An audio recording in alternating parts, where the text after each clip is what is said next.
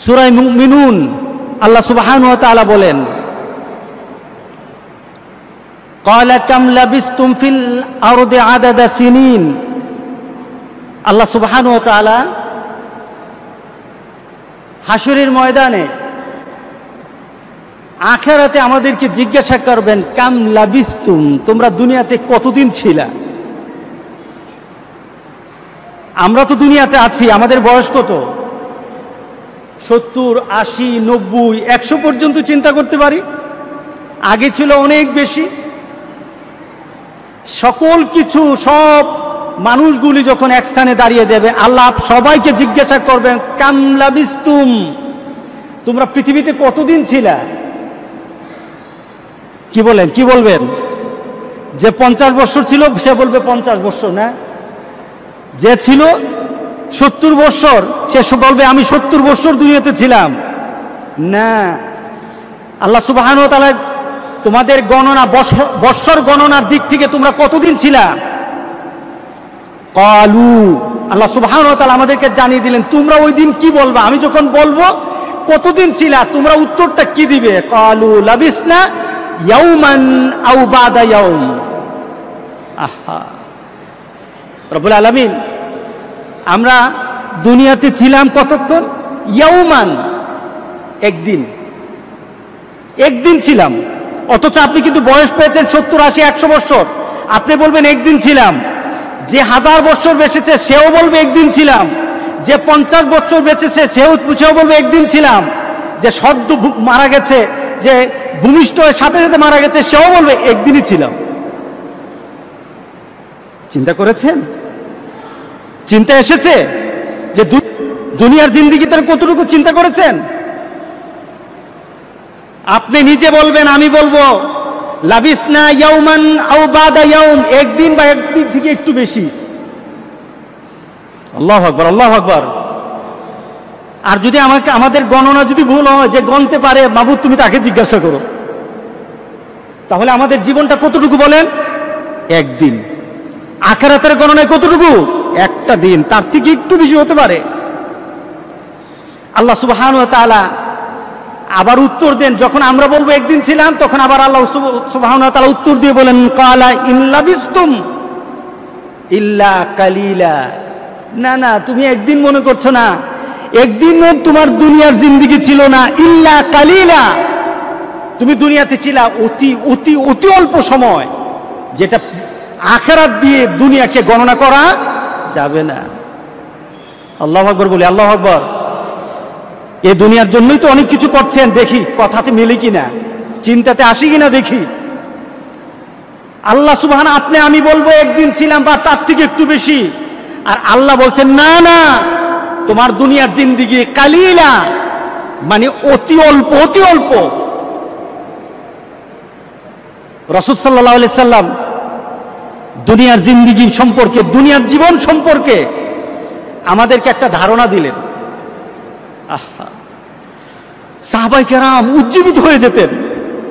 সাহাবায়ে কেরাম রাসূল সাল্লাল্লাহু আলাইহি সাল্লামের এই কথাগুলি দিয়ে তুলনা করে নিজের মধ্যে পরিবর্তন নিয়ে আসতেন। এতদিন বাঁচবো, মাত্র এতদিন আমার দুনিয়ার জিন্দেগি, আমি মাত্র এতদিনের জন্য দুনিয়াতে এসেছি। রাসূল সাল্লাল্লাহু আলাইহি সাল্লাম সাহাবায়ে কেরামদেরকে ডেকে বললেন, এদিকে আসো সবাই। রাসূল সাল্লাল্লাহু আলাইহি সাল্লাম,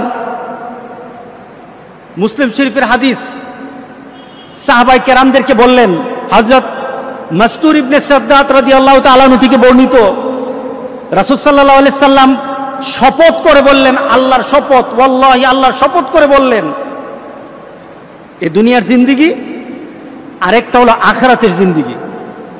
দুনিয়ার জীবন, আখিরাতের জীবন। দুনিয়ার আমাদের প্রাপ্তি, আখিরাতের প্রাপ্তি। দুনিয়াতে আমার চাহিদা আর আখিরাতে আমাদের চাহিদা, তুলনা কেমন? রাসূল তুলনা দিতে গিয়ে বললেন, সমুদ্র থেকে সমুদ্রের পারে একটা লোক দাঁড়ানো, সমুদ্রের পারে। পৃথিবীতে সমুদ্রের অংশ, পানির অংশ বেশি না স্থলভাগের অংশ বেশি? পানি। স্থলভাগে পানি নাই? কি বলেন, পানি নাই? আমাদের দেহে পানি আছে কি না? আমাদের দেহ তো পানি আছে, এই যে বাতাসে পানি আছে কিনা, জলীয় বাষ্প আছে, আমাদের সকল স্থানে পানি আছে, পানির অংশ তো আছেই 4/3 এরপর আবার সব স্থানে পানি আছে। রাসূল সাল্লাল্লাহু আলাইহি সাল্লাম সে পানির সাথে তুলনা দিতে গিয়ে বললেন যে সমুদ্রের পাড়ে দাঁড়িয়ে একটা ব্যক্তি তার আঙুলটা সমুদ্রের পানির মধ্যে এভাবে ভিজিয়ে ফেলল, আঙুলটা ভিজালো। খেয়াল করেন রাসূলের কথা, কার কথা? বেখেয়ালি হবেন না, বেখেয়ালি হবেন না, রাসূলের কথাতে বেখেয়ালি হবেন না। আঙুলটা রাসূল সাল্লাল্লাহু আলাইহি সাল্লাম বললেন সমুদ্রের পানির মধ্যে একটু যখন ভিজালো, আঙুলটা কি হয়েছে? ভিজে গেছে।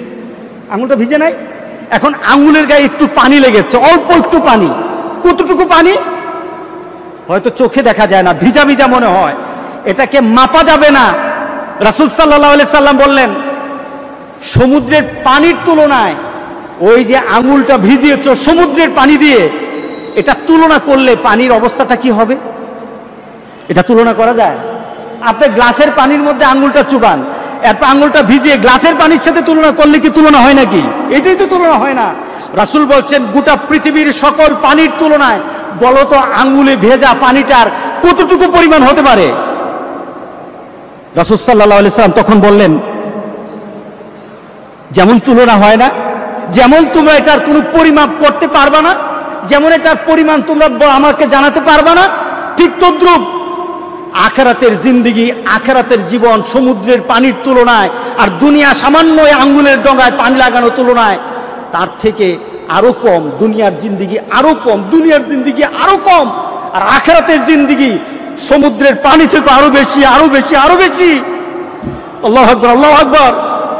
কারণ সেটারও একটা মাপ আছে, সেটারও একটা পরিমাণ আছে, সেটারও একটা শেষ আছে সমুদ্রের পানির। কিন্তু আখিরাতের জিন্দেগির শেষ বলতে কিছু নেই, আরম্ভ আছে, শেষ হবে না, হবে না, শেষ হবে না। খালিদিনা ফিহা, যে যেখানে যাবে চূড়ান্তভাবে চলতেই থাকবে। রাসূল সাল্লাল্লাহু আলাইহি সাল্লাম জানিয়েছেন আল্লাহ সুবহানাহু ওয়া তাআলা গোটা পৃথিবীর সকল কিছুকে ধ্বংস করে দেওয়ার পর মৃত্যুকে পর্যন্ত আল্লাহ সুবহানাহু ওয়া তাআলা জবাই করে দিবেন, আর কারো মওত হবে না, ধ্বংস হবে না, ধ্বংস হবে না। রাসূল সাল্লাল্লাহু আলাইহি সাল্লাম তুলনা করলেন ছোট্ট একটু পানির সাথে। এখন আমরা এই দুনিয়ার জিন্দেগি সম্পর্কে আমাদের চাহিদাটা কি, আমরা কি বানিয়ে নেই? রাসূল সাল্লাল্লাহু আলাইহি সাল্লাম দুটো হাদিস বলবো, এই হাদিস দিয়ে আমরা আমাদেরকে তুলনা করব। আমরা কি আমাদের চূড়ান্ত একটা চাহিদা, চূড়ান্ত একটা টার্গেট, আমাদের জীবনের সকল কিছু দিয়ে আমরা কি দুনিয়াকেই ভোগ করতে চাই, নাকি দুনিয়ার সব কিছু দিয়ে আমরা আখিরাত পেতে চাই? কি পেতে চাই বলে? আমার জীবন, যেটা আমরা বলে থাকি, যেটা আমরা চূড়ান্তভাবে বলে থাকি যে ইন্না সলাতি ওয়া নুসুকি ওয়া মাহইয়ায়া ওয়া মামাতি লিল্লাহি রাব্বিল আলামিন। আমার জীবনের সকল চাহিদা, আমার জীবনের সকল করণীয়, আমার জীবনের সকল পর্যায়ে একটাই আমার চাহিদা, আমার রবের সন্তুষ্টি। কার সন্তুষ্টি? রবের সন্তুষ্টি। কার সন্তুষ্টি বলেন? রবের সন্তুষ্টি। আমরা আল্লাহ সন্তুষ্টি নিয়ে আমরা চলতে চাই, আমাদের সকল কিছু দিয়ে আল্লাহ রবের সন্তুষ্টি চাই। রাসূল সাল্লাল্লাহু আলাইহি সাল্লাম দুনিয়ার জিন্দেগি নিয়ে একটা তুলনা দিলেন। তুলনাটা কি? কোন ব্যক্তি দুনিয়াতে তার সকল উদ্দেশ্য, টার্গেট, তার জীবনের সকল চাহিদা দুনিয়াকে বানিয়ে নেয়, এমন আছে না? সে চায় দুনিয়া, সে চায় দুনিয়া, দুনিয়ায় বাড়তে থাকুক, দুনিয়ায় পেতে চাই। দুনিয়ার জন্য যা করা দরকার, যদি মারামারি করা লাগে দুনিয়ার জন্য মারামারি করব, যদি কারোর সাথে সম্পর্ক নষ্ট করতে হয় তাহলে দুনিয়ার জন্য সম্পর্ক নষ্ট করব, যদি কারো খারাপ বলতে হয় দুনিয়ার জন্য খারাপ বলবো। কি বলেন, ঠিক আছে কিনা বলেন? যদি মা বাবার সাথে খারাপ আচরণ করতে হয় দুনিয়ার জন্য মা বাবার সাথে খারাপ আচরণ করে, ঠিক না? রাসূল সাল্লাল্লাহু আলাইহি সাল্লাম এই ধরনের আচরণ যারা দুনিয়াকে পেতে চায়, শুধু দুনিয়াই চায়, দুনিয়াই চায়, দুনিয়াই চায়, তাদের ব্যাপারে রাসূল সাল্লাল্লাহু আলাইহি সাল্লাম কি বলছে দেখেন, মান আসাবহা মান কানাতিল আখিরাতু হুম্মা জাআলাল্লাহু গিনাহু ফি কলবিহি ওয়া জামালাহু শামলা রাসূল সাল্লাল্লাহু আলাইহি সাল্লাম এই ব্যাপারে তুলনা দিতে গিয়ে বলেন যে যারা নিজেদের টার্গেট বানিয়ে নেয় আখিরাতকে, মান কানাতিল আখিরাতু হুম্মাহু, যে যার জীবনের চাহিদা আখিরাতকে বানিয়ে নেয়, টার্গেট আখিরাতকে বানিয়ে নেয়, তো আল্লাহ সুবহানাহু ওয়া তাআলা কি করেন? জাআলাল্লাহু গিনাহু ফি কলবিহি, আল্লাহ সুবহানাহু ওয়া তাআলা তার অন্তরকে আল্লাহ সুবহানাহু ওয়া তাআলা ধনী বানিয়ে দেন। আলহামদুলিল্লাহ বলি। আপনি টার্গেট করবেন আখিরাত, আপনি টার্গেট করেন আখিরাত। আল্লাহ সুবহানাহু ওয়া তাআলা বলেন মানুষ ধনী হয় দুটো দিক থেকে, একটা হলো সম্পদের দিক থেকে আর একটা হলো অন্তরের দিক থেকে। দুদিকে ধনী মানুষ। আল্লাহ সুবহানাহু ওয়া তাআলা বলেন সম্পদ নেই কিন্তু আখিরাতকে টার্গেট করেছো, এর জন্য তোমাকে আমি অন্তরের দিক থেকে ধনী বানিয়ে দেব। সুবহানাল্লাহ, সুবহান। এরপর ও জামালাহু শামলা, আল্লাহ তাআলা তার সম্পদকে সহজ করে দেন, তার সকল কিছুকে সহজ করে দেন। সে একটা ঘর আছে, তার চলার মতো একটা কর্মের ব্যবস্থা আছে, তার পরিবারের পরিজন আছে, সে সব কিছু পেয়ে একটা সন্তুষ্ট চিত্তে 5 ওয়াক্ত নামাজ ঠিকভাবে আদায় করে, যখন যে সময় ইবাদত করা দরকার ইবাদত ঠিকভাবে করে, যখন রাতের বেলা ঘুম থেকে উঠে আল্লাহকে ডাকা লাগে সেইভাবে ডাকে, যখন ঘুমানো দরকার ঘুমায়। তার একটা তৃপ্তিময় চেহারা সব সময় লেগেই থাকে। কিন্তু দুনিয়ার দিকে তাকালে দেখা যায় তার কিছু নেই, কিন্তু তার অন্তরের মধ্যে মনে হয় সে অনেক ধনী হয়ে গেছে। আছে কি না এমন? আলহামদুলিল্লাহ। তাকে দেখলে, আমি অনেক দিন আগে একটা লোকের বাড়িতে গেলাম, দেবিদ্দার বাড়ি, উনি চাকরি করতেন, রিটায়ার্ড করলেন। লোকটা বয়স্ক লোক। তা আমি উনার এই বয়সে উনি তো হাসি খুশি। আমি বললাম আপনি তো অত্যন্ত প্রাণবন্তক মানুষ, অত্যন্ত সুন্দর মানুষ, অত্যন্ত প্রাণবন্তক মানুষ। হুজুর আমার দুনিয়াতে কোনো চাহিদা নাই। আমি কি অনেক কিছু করে ফেলছেন? না হুজুর, একটা ঘর আছে আলহামদুলিল্লাহ, কিছু সম্পদ হয়েছে চলার মতো আলহামদুলিল্লাহ, সন্তানাদি আল্লাহ দিয়েছেন, সবাই যার যার অবস্থানে ভালো আছে আলহামদুলিল্লাহ। আমার এখন টেনশন নাই। আমি নামাজ পড়ি, জিকির করি, কোরআন তেলাওয়াত করি, মানুষের সাথে ভালো ব্যবহার করি, কারোর সাথে ধোঁকা দেই না। যখন নামাজ পড়ি ভালো লাগে, যখন ঘুমাই তখনও ভালো লাগে, রাতের বেলা উঠি তখনও ভালো লাগে, আমার কোনো রোগও নাই। তার অন্তরের মধ্যে শান্তি কে ঢেলে দিল? হ্যাঁ, আল্লাহু আকবার, আল্লাহু আকবার। তার সম্পদ যতটুকু আছে সন্তুষ্ট হয়ে গেছে। এই সন্তুষ্টতা ঢেলে দিলেন কে? আল্লাহ ঢেলে দিয়েছেন। অন্তরের শান্তি কিনা যাবে না। আপনার কাছে বিলিয়ন বিলিয়ন টাকা থাকতে পারবে, কিন্তু আপনি অন্তরের শান্তি কিনতে পারবেন না। যখন সম্পদ বেড়ে যায়, অন্তরের শান্তি কিনতে পারে না। যাদের সম্পদ আছে তারা শান্তি বাড়ানোর জন্য মদ খেয়ে পড়ে থাকে, ঠিক না? তারা মদের নেশায় বিভোর হয়ে যায়। কিসের কারণে? শান্তি চায়, শান্তি পাওয়া যায় না। কারণ শান্তির মালিক কে? আল্লাহ সুবহানাহু। আল্লাহু আকবার, আল্লাহু আকবার। সে টার্গেট বানিয়েছে কোন জায়গায়? যে টার্গেট বানাবে আখিরাত, যে টার্গেট বানাবে আখিরাত, তার কোনো লস হবে না। আচ্ছা দেখুন মুমিনের চিন্তা, মুমিনের জীবনটা। আপনার হাতে 1 লাখ টাকা আছে, আপনি রওনা দিলেন ঢাকায়। এখন ঢাকা যাওয়ার পথে আপনার টাকাটা হারিয়ে গেছে, তখন আপনি চিৎকার দিবেন নাকি ইন্না লিল্লাহ পড়বেন?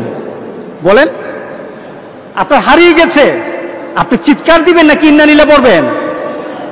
যারা দুনিয়ার চিন্তা করে এবং দুনিয়ার সম্পত্তি তার কাছে বড় হয়ে দাঁড়ায়, যারা দুনিয়ার সম্পদটাকে আখিরাতে ট্রান্সফার করতে চায় না, আমাদের প্রত্যেকটি জিনিসকে আখিরাতে ট্রান্সফার করে দিতে হবে।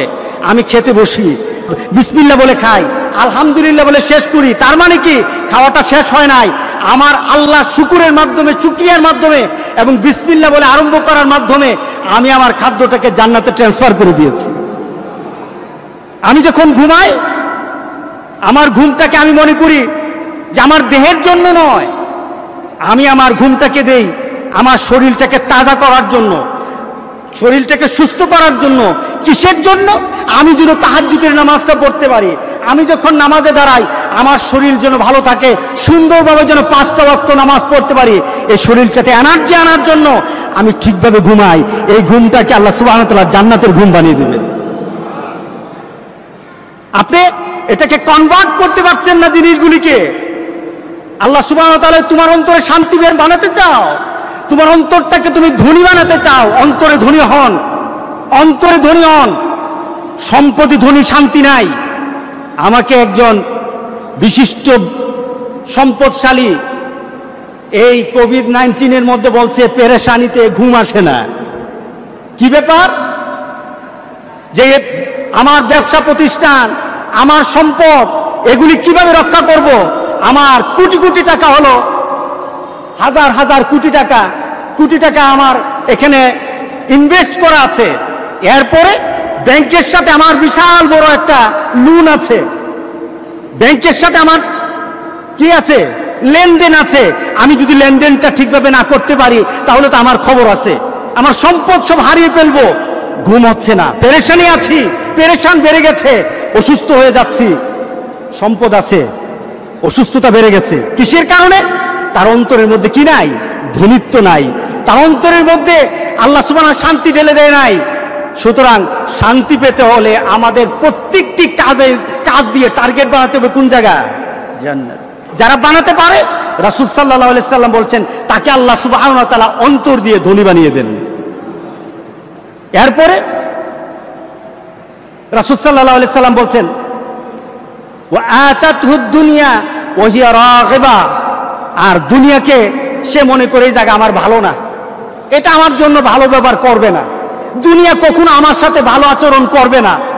সে দুনিয়া থেকে যে কোনো আচরণ পায়, দুনিয়া থেকে তার কোনো জিনিস হারিয়ে যায়, সে তখনই সাথে সাথে আল্লাহর দরবারে বলে ইন্না লিল্লাহ। আল্লাহু আকবার বলেন না? যে কোনো জিনিস তখন তার দুনিয়ার মধ্যে তার সাথে যে কোনো জিনিস যখন উল্টা হয়ে যায়, সে তখনই বলে ইন্না লিল্লাহ, ইন্না লিল্লাহ, ইন্না লিল্লাহ। আল্লাহু আকবার। মান কানাতিদ দুনিয়া হাম্মা জালাল্লাহু ফাকরাহু বাইনা আইনাইহি, আর যে দুনিয়াকে টার্গেট করে, কোন জায়গা টার্গেট করে? যে দুনিয়াকে টার্গেট করে, দুনিয়াতে থেকে দুনিয়াকে টার্গেট করে। আর যারা ধনী, মনের দিক থেকে ধনী, দুনিয়া থেকে জান্নাতকে টার্গেট করে। আমি অনেক সময় কথাটা বলি যে গাড়ি যে ড্রাইভ করে, গাড়ি যে চালায়, সে কি গাড়ির চাকার দিকে তাকায়, গাড়ির দিকে তাকায়, নাকি গাড়ির সামনে তাকায়? কতটুকু সামনে? অতি সামনে নাকি অনেক দূরে?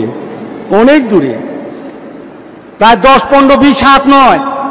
তার চোখের দৃষ্টি যতটুকু আছে, তার গাড়িকে টাচ করতে পারে আরেকটা গাড়ি, ওই দূরত্ব পর্যন্ত তার দৃষ্টিটা ঠিক রাখতে হবে, ঠিক না? এর জন্য গাড়ি চালকদের একটা বিষয় সবচেয়ে বেশি নজর দেওয়া হয়, এটা হলো দৃষ্টি। দৃষ্টি কম গাড়ি চালানো যাবে না। লোকটা দূরে তাকিয়ে যখন গাড়ি চালায়, গাড়ি চলবে ভালো, ঠিক না? গাড়ির ড্রাইভার যদি তার দৃষ্টিটা দূরে রাখে তাহলে গাড়ি চলবে ভালো, কিন্তু গাড়ির ড্রাইভার যদি গাড়ির দিকে তাকিয়ে থাকে, গাড়ি চলবে? কতক্ষণ খালে যেতে লাগবে, আরেকজনকে অ্যাক্সিডেন্ট করতে কতক্ষণ লাগবে? বেশিক্ষণ লাগবে না। তো তারও, সে নিজেও ধ্বংস হবে, গাড়িতে যারা আছে তারাও ধ্বংস হবে, ঠিক না? এটাকে কি বলে? খাসরাত দুনিয়া বলে আখেরা। দুনিয়াও তার শেষ, আখেরাত শেষ। যারা দুনিয়াকে টার্গেট করে, তারা দুনিয়ার দিকে তাকায়, তারা ধ্বংস হয়ে যাবে। আর যারা এখান থেকে ওই আখেরাতের দিকে তাকায়, গাড়ির ড্রাইভার দূরে তাকিয়ে যেমন গাড়িকে সুন্দরভাবে চালাতে জানে, একটা মানুষ দুনিয়া থেকে যখন আখেরাতকে টার্গেট করে, সে সুন্দরভাবে দুনিয়া তো চলতে জানে, আর আখেরাত আল্লাহ সুবহানাহু ওয়া তাআলা জান্নাতের রাস্তায় উঠিয়ে দিবেন, মৃত্যুর পর থেকে উঠিয়ে দিবেন, মৃত্যুর পর থেকে উঠিয়ে দিবেন।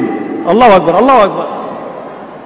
সুতরাং রাসূল সাল্লাল্লাহু আলাইহি ওয়াসাল্লাম বলতেছেন মান কানাতিদ দুনিয়া হাম্মাহু, যে দুনিয়াকে তার টার্গেট বানায়, দুনিয়াতে তার টার্গেট বানিয়ে নিল, জালাল্লাহু ফাকরাহু বাইনা আইনাই, তার এত সম্পদ।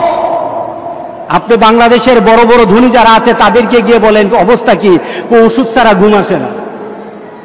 আর একজন রিক্সাওয়ালা, একজন টেম্পু ড্রাইভার, একজন আপনার বাড়িতে কাজ করে, একজন ডে লেবার, তাকে জিজ্ঞাসা করেন ঘুমাও কখন? খাই আর ঘুমাই। সুবহানাল্লাহ বললেন না, খাই আর ঘুমাই। তার মানে কি? তার সম্পদ কম কিন্তু ভিতরের সম্পদ অনেক বেশি।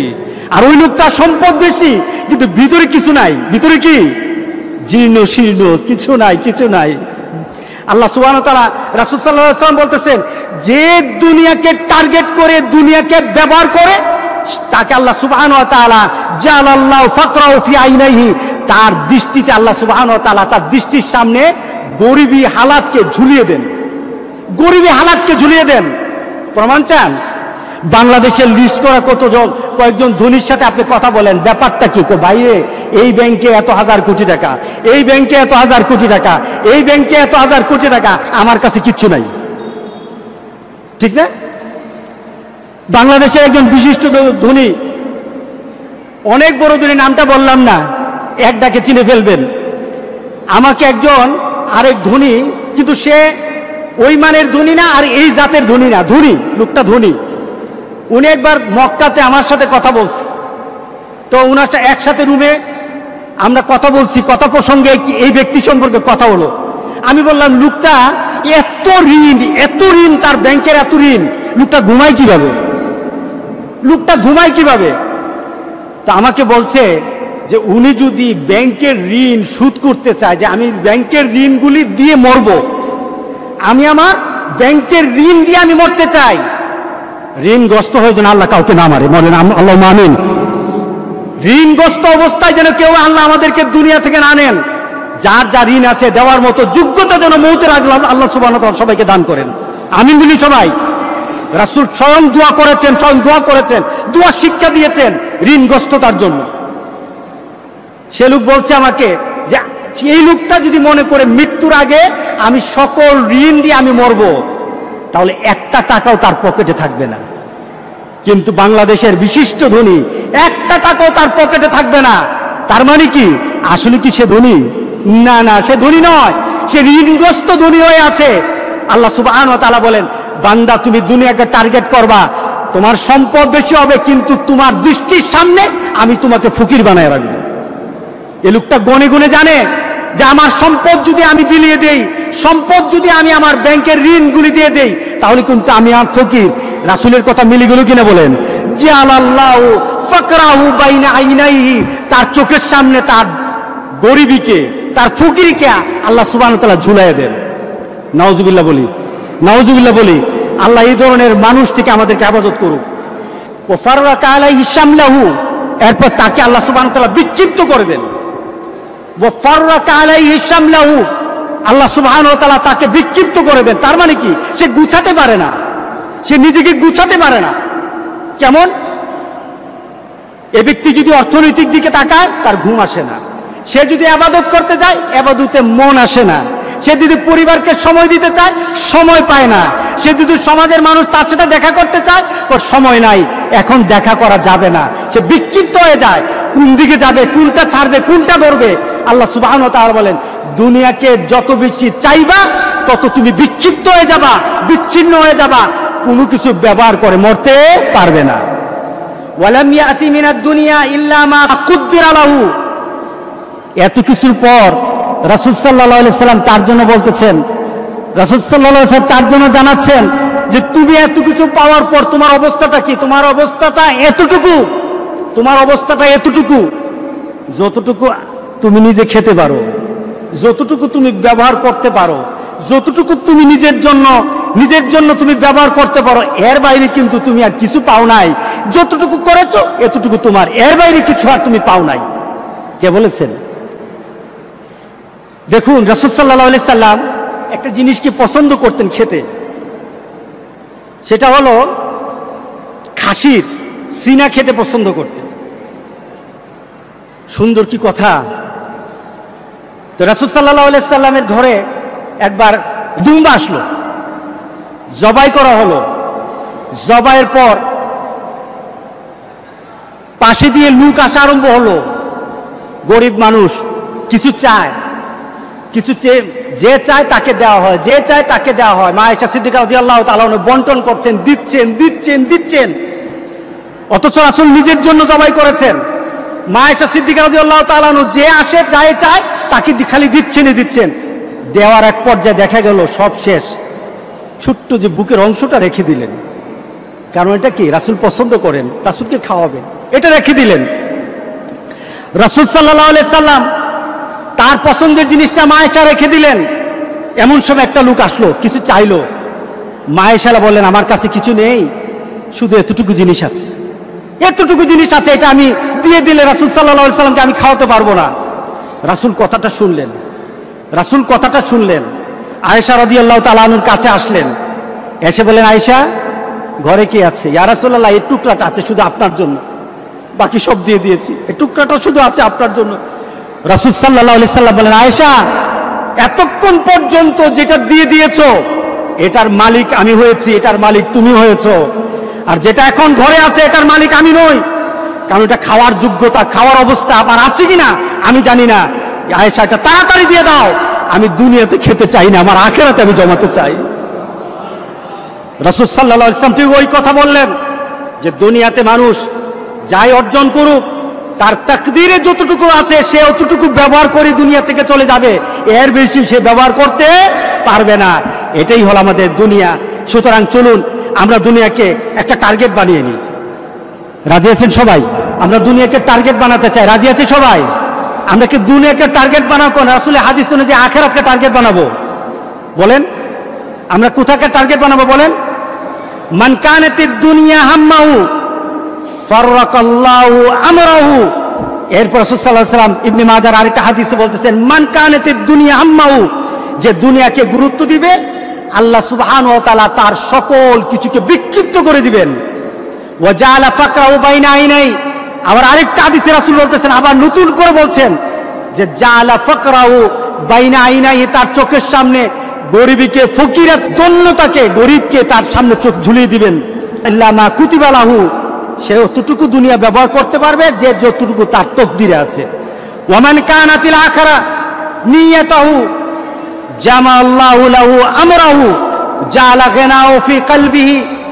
রাসূল সাল্লাল্লাহু আলাইহি সাল্লাম বললেন, যে আখিরাতকে নিয়ে তার নিয়ত বানিয়ে নেয়, টার্গেট বানিয়ে নেয়, নিয়ত বলা হয়েছে এখানে, নিয়ত বানিয়ে নেয়, জামাআল্লাহু লাহু আমরাহু, আল্লাহ সুবহানাহু ওয়া তাআলা গোটা পৃথিবী তার জন্য সুন্দর বানিয়ে দেন। শুধু তাই নয়, তাকে মনের দিক থেকে ধনী বানিয়ে দেন। ওয়া আতাতহুদ দুনিয়া ওয়া হিয়া রাগিবা, আর দুনিয়া তার কাছে দুনিয়াটা বাধ্য হয়ে তার কাছে দুনিয়াটা চলে আসে, দুনিয়াটা তার কাছে বাধ্য হয়ে চলে আসে। সুতরাং আজকে চলুন আমরা আখিরাতকে টার্গেট করি। যদি করি, আমি দুইজন মনীষীর কথা বলবো, তার জীবনের চাহিদা। হাবিব আবু মুহাম্মদ রাহিমাহুল্লাহ, উনি ওসিয়ত করতেন প্রতিদিন রাতে তার পরিবারকে ওসিয়ত করতেন যে আমাকে মৃত্যুর পর কিভাবে গোসল দিবা। তাকে জিজ্ঞাসা করা হলো, তোমরা পরিবারে কিভাবে চলবা, পরিবারের চালচলন কেমন হবে? উনি প্রতি রাত্রে তার পরিবারকে ওসিয়ত করতেন। ওনাকে জিজ্ঞাসা করা হলো, প্রতি রাত্রে কেন আপনি ওসিয়তটা করেন? উনি উত্তর দিতেন, এবং সন্ধ্যাবেলা কাঁদতেন, সকালবেলাও কাঁদতেন। তার কাঁদার কারণ জিজ্ঞাসা করা হলো, ওসিয়তের কারণ জিজ্ঞাসা করা হলো। উনি বলতেন, সন্ধ্যা যখন আসে আমি সকালের জন্য চিন্তা করতে পারি না যে সকালটা আমার জন্য উদয় হবে। সকালটা যখন আসে আমি আমার নিজের জন্যই চিন্তা করতে পারি না যে সন্ধ্যাবেলা আমি বেঁচে থাকব। সুতরাং আমি আমার জীবনের যা করার এই মুহূর্তে আমি আমার করে নেই, আমার পরিবারকে বলে নেই। মুহাম্মদ ইবনে ওয়াইস, উনি ঘুমানোর সময় তার পরিবারকে বলতেন, আল্লাহর হাওয়ালা করে দিতেন। ঘুমানোর সময় তার পরিবারকে বলতেন, তোমাদেরকে আমরা আল্লাহর হাওয়ালা করে গেলাম, আমি আল্লাহর হাওয়ালা করে গেলাম, আল্লাহর কাছে ছেড়ে গেলাম। ওনাকে বলা হলো প্রতিদিন কেন বলেন? উনি অত্যন্ত আবেগ ভরে বলতেন, আমি জানি না এই ঘুমের পরে আমার জন্য আবার এইভাবে দোয়া করার সুযোগ আছে কিনা। আমরা ঘুম থেকে কোন দোয়া পড়ি? ঘুম থেকে উঠে কোন দোয়া পড়ি? আলহামদুলিল্লাহিল্লাযী আহিয়ানা বাদামা আমাতানা ওয়া ইলাইহিন নুশুর। এই যে আমি ঘুম থেকে উঠে মওত থেকে আবার নতুন জীবন পেলাম, আলহামদুলিল্লাহিল্লাযী আহিয়ানা, ওই মাবুদের প্রশংসা যিনি আমাকে আবার জীবিত করলেন। কারণ আমি যখন ঘুমাই তখন আমি মরে যাই, আমি যখন ঘুমাই তখন আমি কি, আমি মরি। আমরা প্রতিদিন তো মরি। আমরা ঘুমের সময় কি দোয়া পড়ি? আল্লাহুম্মা বিইসমিকা আমুতু ওয়া আহইয়া। আপনি কি ঘুমাইতেছেন না মরতেছেন বলেন? হ্যাঁ, এবার দেখি আপনাদেরকে পরীক্ষা নেই দুনিয়ার। আপনি কি ঘুমাতে যাচ্ছেন নাকি মরতে যেতেছেন? আপনি ঘুমাইতে যাইতেছেন না, কিন্তু দুয়ার মধ্যে কি বলতেছেন? আপনি বলতেছেন আমি ঘুমাতে যাচ্ছি না, আমি মরতে যাচ্ছি, আমি মরতে যাই, আমি এখন আমার মৃত্যুর দিকে আমি যাচ্ছি। আল্লাহুম্মা বিইসমিকা, আয় আল্লাহ, আর তোমার নামে, বিইসমিকা আমুতু ওয়া আহইয়া, তোমার নামে মরি আবার তোমার নামে জীবিত হই। তাহলে আপনি কি করতেছেন? ঘুমে মরতেছেন। আর ঘুম থেকে কি উঠে বলেন? আলহামদুলিল্লাহিল্লাযী আহইয়ানা। ঘুমের সময় বললেন মরতে গেলাম, আর ঘুম থেকে উঠে বললেন জীবিত হলাম। এটা কার ইশারায়? টের পাবেন, টের পাবেন, বুঝবেন, নিজের মধ্যে অনুভূতিতে নিয়ে আসতে পারবেন দুনিয়ার জিন্দেগি। আপনি তো প্রতিদিন মরেন, আমি তো প্রতিদিন মরি আবার প্রতিদিন জীবিত হই। এইভাবে যদি নিজেকে চিন্তা করি, ইনশাআল্লাহ আখিরাতকে টার্গেট করা আমাদের জন্য সহজ হয়ে যাবে। কি বলেন? ঠিক আছে কিনা বলেন? রাত্রেবেলা কি মরতে যাবেন না ঘুমাতে যাবেন বলেন এবার? হ্যাঁ, মরতে যাবেন ইনশাআল্লাহ। জীবিত করবে কে? জীবিত। এই চিন্তা যদি আমাদের মধ্যে চলে আসে, ইনশাআল্লাহ জীবন পরিবর্তন হয়ে যাবে। আল্লাহ যেন আমাদের জীবনকে আখিরাতমুখী করে দেন, আমাদের টার্গেট যেন আল্লাহ আখিরাতমুখী করে দেন, আমাদের চিন্তা চেতনা যেন আখিরাতমুখী করে দেন। আমরা যেন আখিরাতকে চিন্তা করে চলতে পারি, দুনিয়াকে যেন আল্লাহ সুবহানাহু ওয়া তাআলা আমাদের সামনে সুন্দর করে তুলে ধরেন।